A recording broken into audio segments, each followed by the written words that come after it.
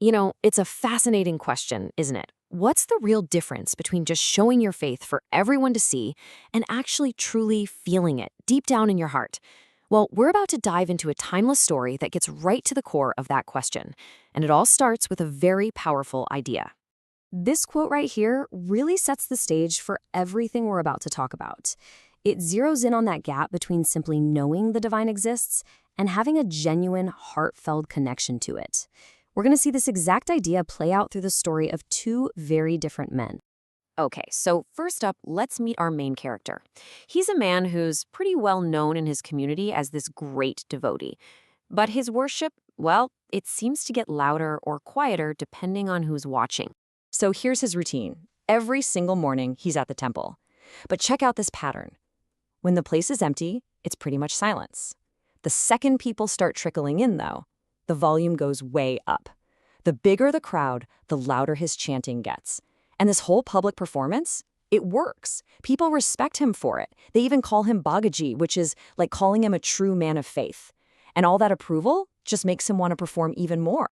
But then, someone new arrives at the temple, a wise Mahatma, a true sage who's planning to stay and worship for a few months.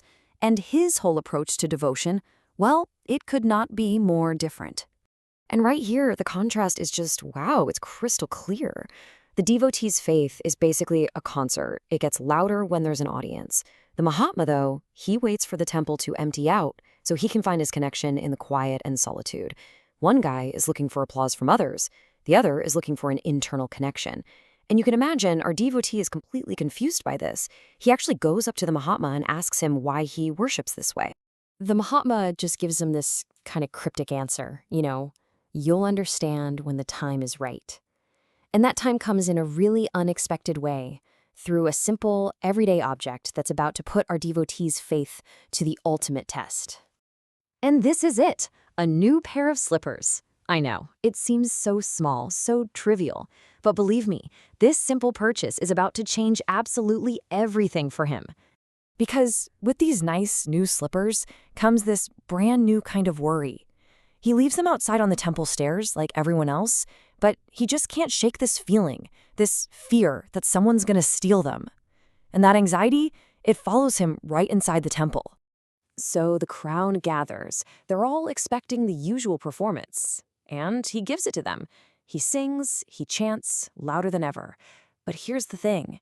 His heart's not in it. Not at all.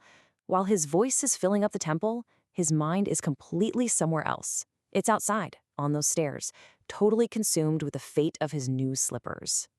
That night, after a prayer that was just filled with destruction and worry, he has this really strange and vivid dream.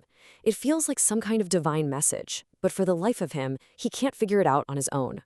So, in his dream, he sees this divine being standing right outside the temple, right there, by the stairs, exactly where he left his slippers. And this figure isn't just hanging out. He's actively guarding the man's shoes. Can you imagine? He wakes up totally bewildered and rushes straight to the only person who might have an answer, the Mahatma. And the Mahatma, with tears in his eyes, just lays out this powerful, life-altering truth. That divine figure in the dream, that was God. The message was clear as day. While you were inside, pretending to focus on God, but actually worrying about your slippers, God was outside, protecting the very thing you were obsessed with. And in that one moment, it's like a light switch flips. Everything just clicks. The devotee finally truly understands the Mahat's quiet worship. And it all comes down to the core lesson of this entire story, the true meaning of surrender. You see, true devotion isn't about how loud your prayer is. It's about how focused your mind is. It's about being able to surrender all those worldly anxieties, your fears about your job, your family, your stuff, and just trusting that if your heart is in the right place, all those other things will be looked after. And this is really the ultimate takeaway, right? Your only job is to focus on that connection, to make it as pure and true as you can.